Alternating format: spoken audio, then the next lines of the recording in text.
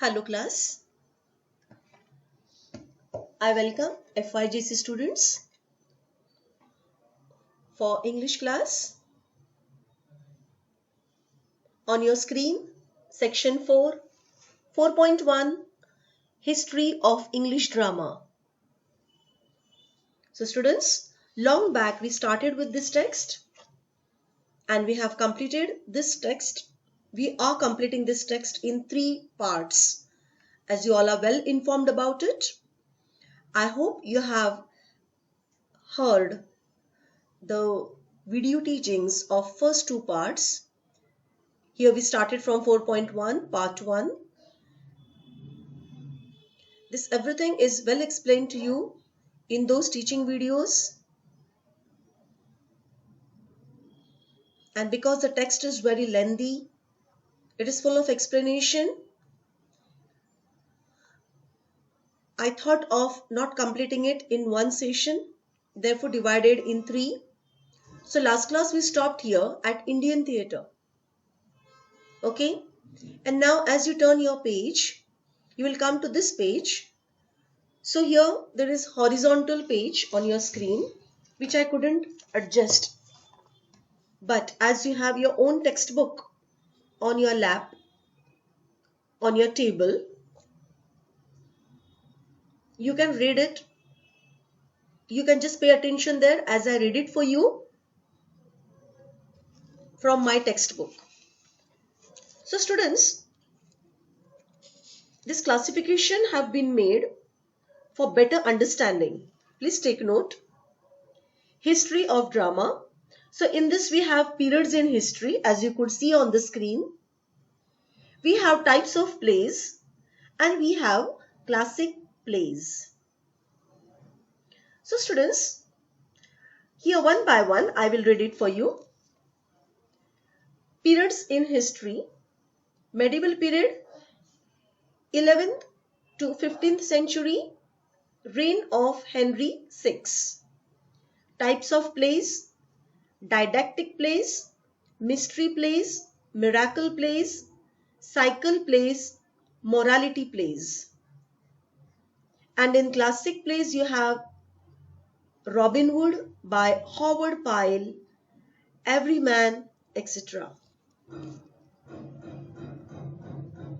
Next students, it is Renaissance period, 1600 to 1700, reign of Elizabeth I and James I. Types of play were tragic comedy, melancholy, and revenge plays. And in classics, the plays were Romeo Juliet,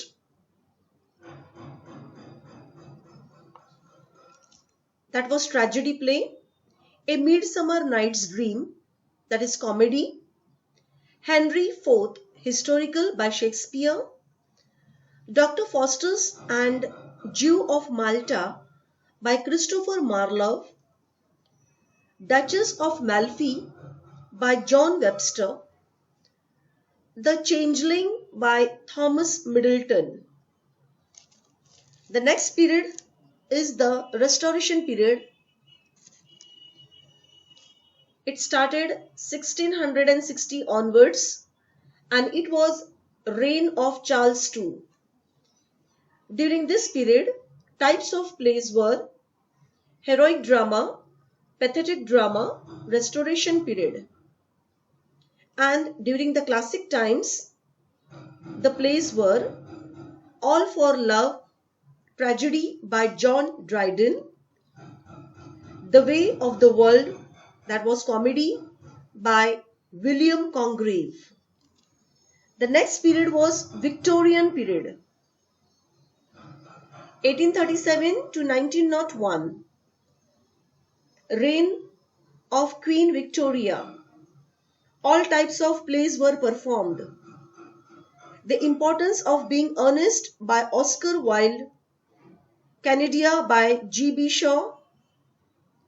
So students, please take note, in classics, the plays were The Importance of Being Earnest by Oscar Wilde, Canidia by G.B. Shaw, A Doll's House An Enemy of the People by Henrik Ibsen. So just I will show it to you on your screen. The next period was the modern period. Take note. Modern period 1901 to 1945, and the types of plays were full of streams of consciousness, absurd play, poetic drama, radio drama. And during the classic periods, the plays were Pygmalion by G.B. Shaw and Murder in the Cathedral, that is poetic drama by T.S. Eliot. Next, post-modern drama 1945 to 2000. So students, types of plays, almost all types of dramas were performed, like kitchen sink drama. Moreover, in the classic playtimes, it was Look Back in Anger by John Osborne and Waiting for Godot by Samuel Beckett. So this is about the history of drama. Students, please take note. You may have these questions in your paper. Objective type questions will be there. So I want you to by heart all these periods in history, the types of plays played during these periods, and even the types of plays played during the classic periods. So with this we move on to about one act play. One act play. You must have heard about one act play, haven't you? What is your thought about one act play? Did you ever participate in one act play? So students, come on, let us take a start. The revised course book for Standard 11 focuses on language and literature. Students should be able to enjoy, appreciate and digest the various forms of literature. Literature provides a gateway to express emotions. This is a paradigm shift from studying general extracts of literature to understanding a specific genre of literature. With this intention, a one-act play as a genre has been selected for close study to Standard 11th. So students, please take the meaning of paradigm. Paradigm is a typical example or pattern of something. Please see the word paradigm. It means a typical example of or pattern of something. So students, here for 11th students, this particular is very much new beginning to learn something about English drama and English novels. So one act play is one of it, specially selected for 11th class so that they should know it, understand it well. So it is given in a very much clear manner. On your screen I read, one act play is not exactly a shortened play. It is a complete story that has been performed on the stage in a stipulated time. Stipulated time means the exact time given or the specified time. So students, please take note, one act play is not the short play, but it is a complete story that has to be performed on the stage in stipulated time, that is in the exact period of time. It has its own features and characteristics. The action is confined to a single place and the number of characters is limited. Simplicity of design and quick effects are its features. The prescribed one-act play will help the learners to understand the following features. Students, I'm extremely sorry you could hear some banging sound here because the next building, the building which is very close to my area, they are demolishing it. Therefore, this sound is there. I'll just try to close the window so that we don't hear much of the sound.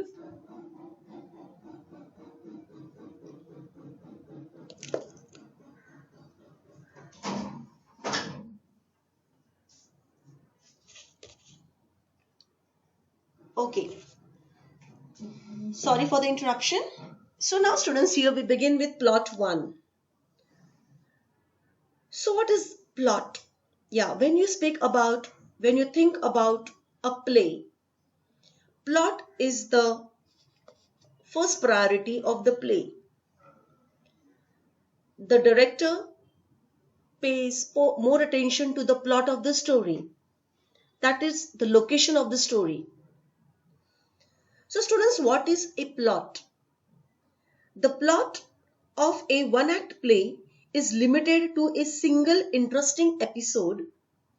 The plot of any piece of literature is a story that has been woven into a closely related chain of events arranged in sequence. Aristotle says conflict is the soul of drama. We usually have conflict in a play. Modern plays of the theatre of the absurd are an exception to it. So students, please pay attention. The first evermost is the plot. And plot is very much important as far as one act play is concerned. Moreover, it is not having any restricted or limited area to a single interesting episode. Okay. Moreover, students, you will find that the plot is a story. The plot of the story is always woven, closely related to chain of events arranged in sequence. Moreover, students, you will also find that in every play, in every drama, there are conflicts. At times we get so much upset when the conflicts begins. Many people, they don't like conflict. They don't like the role of villain in the story. They want happy beginning. They want happy ending. Everything should be very much happily exhibited or shown on the stage, which creates the happy times to the audience. But students, please take note. Conflict is the soul of drama. No conflict, no drama. Conflict has to be there. We say that the role of the villain is not that important. We don't want villain in the play. But students, please take note. The hero is able to show his heroic activities only because there is the presence of villain in the drama. If no villain, then no negativity. So, with whom our hero will fight? Our hero represents the positive attitude. And positive attitude fights with the negative attitude. So we have hero versus villain in any play. So no villain means no hero. I hope you're getting it. So Aristotle says that conflict is the soul of drama. We usually have conflict in a play. Modern plays of the theatre of the absurd are exception to it. Students, here please underline theatre of absurd. What is it? Have you heard the word absurd? What do you mean by it, absurd? Absurd here means like something that is weird, something that is not accepted, something that is full of ridicules, funny things which are not accepted willingly. Absurd is something that is very much away from the sophisticated plays. So students, absurd plays or the theatre of the absurd, these particular plays were played in a post-World War II designation for particular plays which focused on questioning one's existence and the meaning of life and its purpose. Please take note, these are the absurd theatre's presentation, where The play keeps on questioning. Please take note. One's existence and the meaning of life as its purpose. So Samuel Beckett, Egon Ionesco, Harold Pinter are famously associated with this genre, so-called absurd plays, where you will find that there are some questions relating to the meaning of life and its purpose, which very often are found in absurd states. Then student, next is the number 2 is the theme. Theme of the poem, theme of the lesson. Theme, you also call it as a central idea, that is theme. And each and every presentation is very much based on its theme. Even your annual day program is based on theme. Any program which we have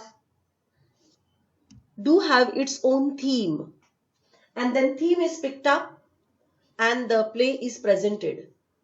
So a theme is the central idea around which the plot revolves. Revolves, that is go round and round. It is directly stated through the playwright's instructions, dialogues and other features. It focuses on the subject of the play. It can be implicit or explicit. Take note. It can be implicit or explicit, means it can be direct or indirect. There can be a number of sub-themes that portrays human life. The theme helps to convey the message of the playwright. So theme is very important, which helps us understand the message of the play or drama. Next we come to number 3, that is setting.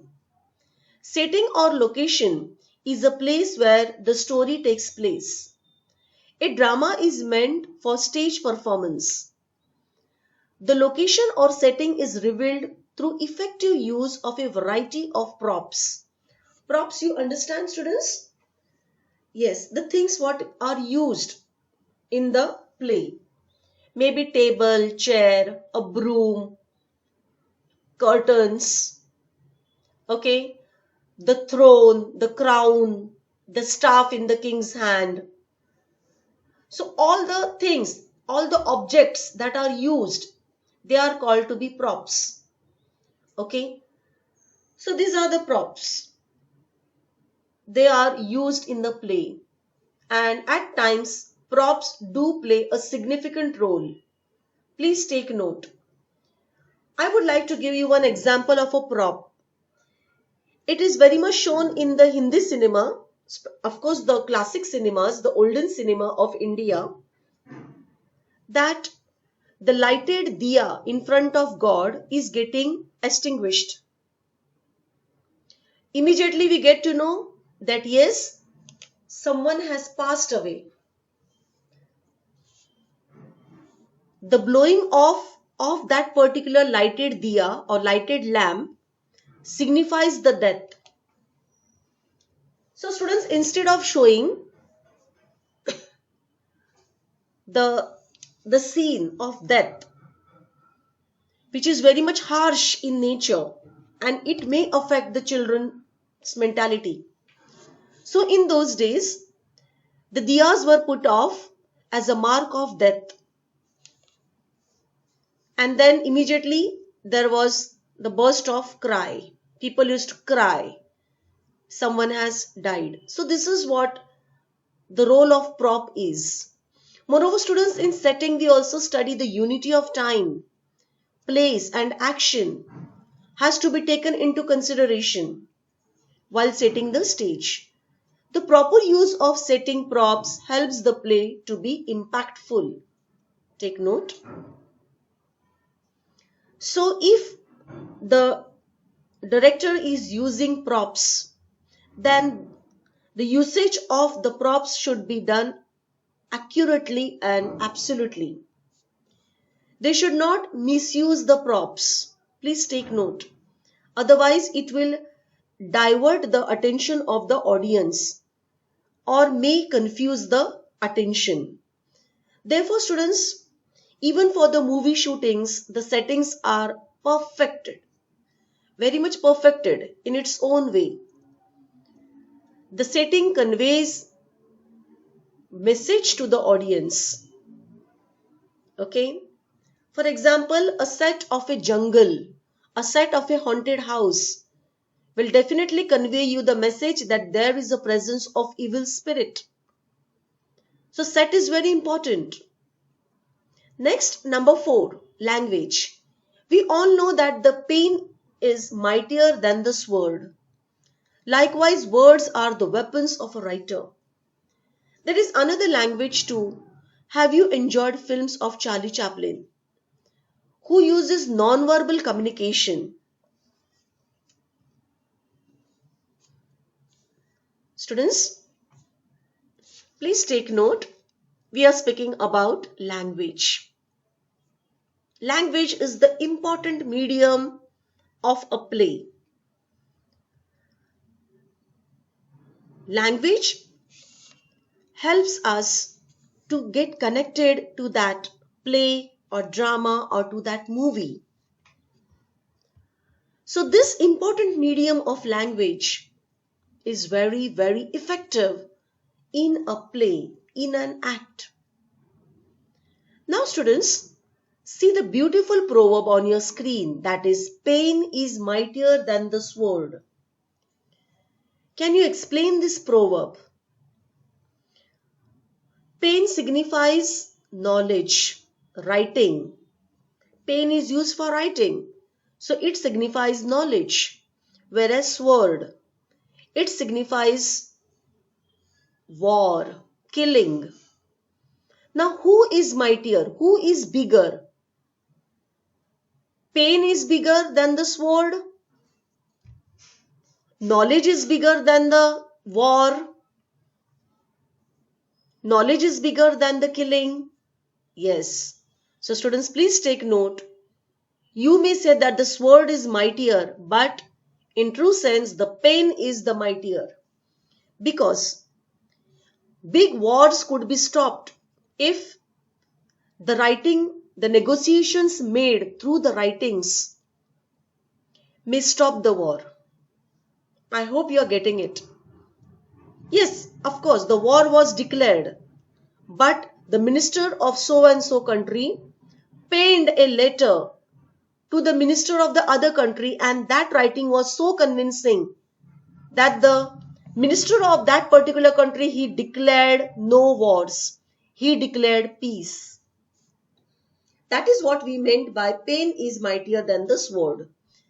Likewise, words are the weapons of a writer. Yes, very true. Words are very effective. Students, even in your day-to-day life, see that you make proper usage of the words. Because once the word is uttered, it is gone for all time. It won't come back. You can't take your words back. Though you may say sorry 100 times, 1,000 times, but the words once given, you can't take it back. So it is said that words are weapon of a writer. Moreover, students, you must have also enjoyed the movies of Charlie Chaplin's. How were they? What about the dialogue delivery? Yes, they were the movies Charlie Chaplin of the 28th century or by the end of the 19th century. The movies were silent. They used non-verbal communication. But the message were conveyed so effectively without communication. Only through the body language, only through the miming, the work was done. So they were called the silent movies of the eras. Students, moreover, the Charlie Chaplin movies, they also conveyed emotions and underlying meanings profoundly. Profoundly, that is deeply. One act play has a profound effect due to its brevity of words. Brevity means briefness of its words. Short, in short. If the dialogues are witty, pungent and concise, they add to all over impact of the play. Yes, we do agree. Dialogues are very effective in a play. Moreover, if they are very much dipped in the flavor of witty or pungent, tikha, something that is very much tikha, masaledar, and concise. Concise means in a very sophisticated manner, in a very limited manner. They add to overall impact of the play. Example, Shakespeare's Hamlet says, to be or not to be. Yes. Students, see, this particular dialogue of Shakespeare in his play Hamlet became world famous. To be or not to be is the question. What does it signifies? This question arises to each one of us every day. Especially when we are in the state of confusion, when we are in the state of dilemma, we have this question, to be or not to be. The dialogues of the playwright use techniques like projection, articulation, and phrasing for effective communication. Students, I want you to underline these words, projection, articulations. In my area, there is no light, so I'm just putting the light. So students, please pay attention to the word projection. What is projection in drama? What is articulation and phrasing? How they are used for effective communication. So students, please take note. Projections means the strength of the voice at it reaches the audience. That is projection. Right now I am explaining you and see the way I am talking to you. It is not the simple English, but it is the English that is very much expected while teaching literature. And as we are in this literature, as I am dealing with literature right now, the aura of the projection has to be the same which I am using it to you now. I am speaking about the strength of my voice. If I will teach you this topic in a very loving manner, in a very curdling manner, you will not understand. But when I put emphasis on a particular word, it makes you listen to me with full attention. So that is what projection is. Projection stands for the strength of the voice as it reaches the audience. The next is the articulation. Students, articulation. While we talk, students, when we talk, we do some hand movements, no? Don't we? We can't keep our body straight, stiff and talk.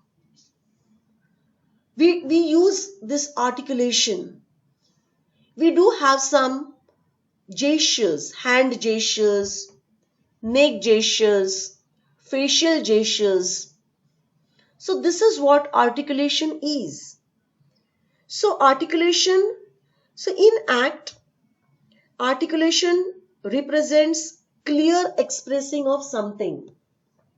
Moreover, what are the phrasing? Phrasing. You all know what is the phrase. Yeah, the grouping of words in a particular order to create an interest in what is being said. That is phrasing. So all these three aspects, so-called techniques, in the dialogues of playwrights, plays a significant role to make the communication very effective. And they are projection, articulation, and phrasing. Poetic devices are and figures of speech like imagery, symbolism, personification, and humor embedded in wit, pun, irony, and paradox makes the dialogue extremely powerful. The tone of the dialogue can be comic, ironic, light, playful, sad, serious, sinister, solemn, somber, threatening, etc. Now students, please take note. We are dealing with the language skills which are used in a play, which are used in drama, and also in the poems. Yes. So students, here the last 4 lines are speaking about the poetic devices. While studying the poems right from your school days, you all are learning about the different figures of speech. In all, there are how many figures of speech? Find out. How many figures of speech are there in all? 20, 18, 22? Guess. Fine. You find it out and give me the answer. Poetic devices and figures of speech like imagery. Imagery means where the poet wants the reader to imagine. Next, symbolism. Many times, the ideas which are expressed in the poem are very much symbolic in nature. They do symbolize something different. Next, personification, where you will find that inanimate objects are given the qualities of animate. Means non-living objects are given the quality of living objects, living things, sorry. So that is personification. Moreover, you will find that even humor is added in the poem to make the poem witty. Witty, that is full of fun. Then the usage of pun. Pun means multiple use of one word in different ways. So students, please take note. Pun means wordplay. Wordplay. One word do have multiple meanings. So even in the poem, when you write that this line is tautology, because there are 2 words in a same line showing the similar meaning. So yes, a poem do have witty lines. A poem do have pun lines. Then irony is also there. Irony represents the sarcasm, the sarcastic lines. And then the paradox. Paradox means when opposite ideas are just placed next to each other. Day and night. Paradox. Huh? Bright, dull. Paradox. Love, hate. Paradox. Come, go. Paradox. Got it? So students, such things makes the dialogues extremely wonderful or powerful. The tone of the dialogue can be, how the dialogue can be, yes, if you are really very much interested in writing the dialogues for any play or till now, if you have taken this opportunity of writing the dialogues, yes, sometimes the dialogues are very much full of comic, ironic, light, very light, or playful, sad, serious dialogues. Sinister. What is a sinister? Sinister means suggestive or something bad or evil.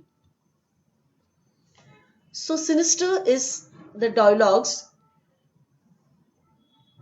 which suggest us something that is bad or evil.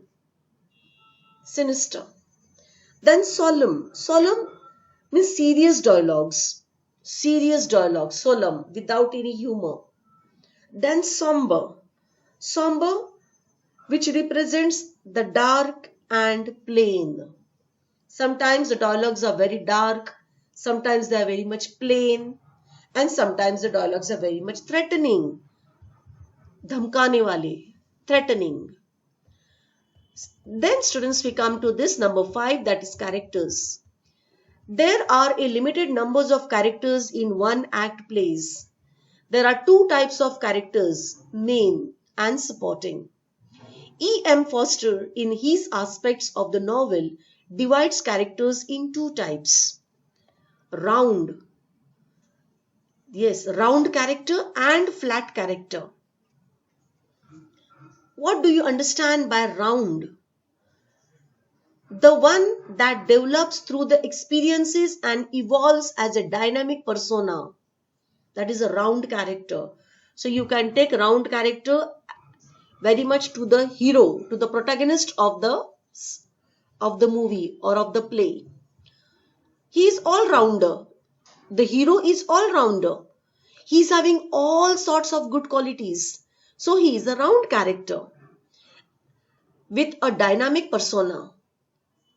Okay, and the next one is the flat character.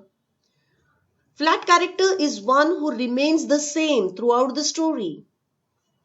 Flat characters are also known as caricatures and recognized only through one characteristics. The story revolves around the main character or characters who face a dilemma or conflict. So students, here please take note, we are discussing the flat character. The flat character is the character who remains the same throughout the story. Means maybe the character role of mother, character role of father, brother, sister, with no dynamics. But their pattern is the same from start to the end of the play or start or end of the movie. So they are the flat characters and they are also known as caricatures. Yes, caricatures here, the verbal meaning of caricature is like something that is full of cartoons, cartoon wala, got it? Or Vyangachitra. In Marathi, we call caricatures as Vyangachitra. Okay. Flat characters are also known as caricatures and recognized only through one characteristics. Now, the story revolves. Revolves means go round and round. The main character or characters who face a dilemma or conflict. So, students, in a play, you will find that some characters they have round characters and some characters are flat characters. So, this information you got, which was very much out of our knowledge. And then features of one act play. Yes, one act play has one or more scenes. One act play is concise in manner. One act play has a single dominant theme which produces singular effect. One act play treats problems of everyday life. One act play has a beginning, a middle and an end. The stages are as follows. Students, please take note. These are the stages in one act play on your screen. Exposition is brief, that is introduction. Then in one act play you will find conflict. Conflict for development of drama, which is the backbone. Then we have climax, that is turning point or important point. Then we have denouement. Denouement means brief that often overlap climax. That is denouement. Please take note. Okay. I want you to read it again.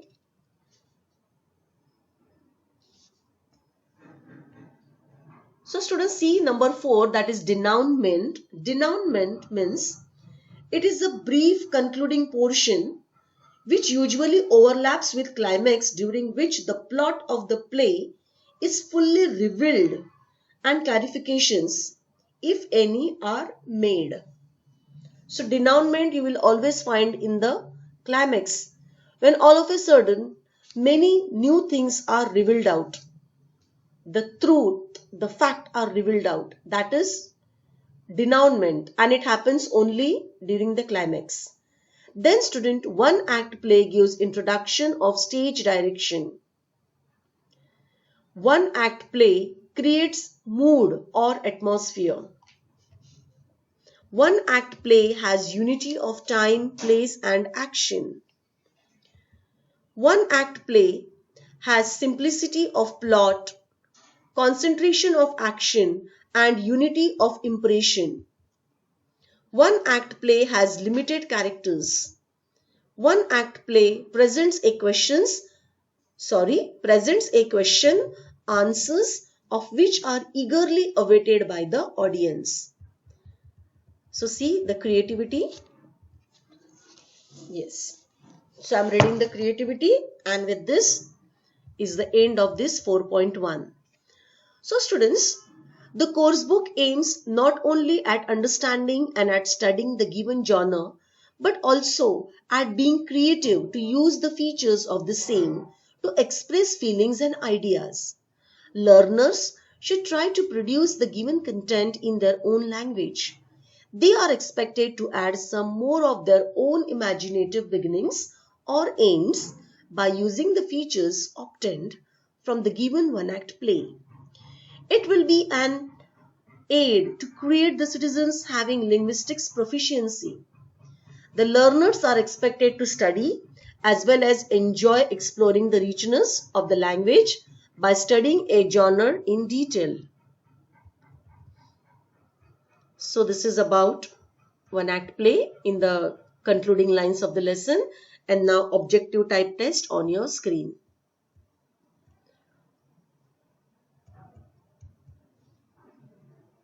Okay.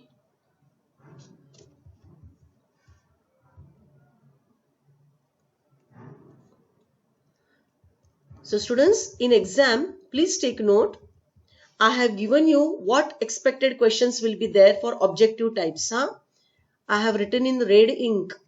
I have typed in the red. So please see the paper pattern and prepare yourself for the exam. Okay, you can answer all these questions in your notebook, English notebook, all these 10 questions, objective test questions. Okay, with this I complete the portion of first unit test. Okay, till we meet in the next class, take good care of yourself. Bye.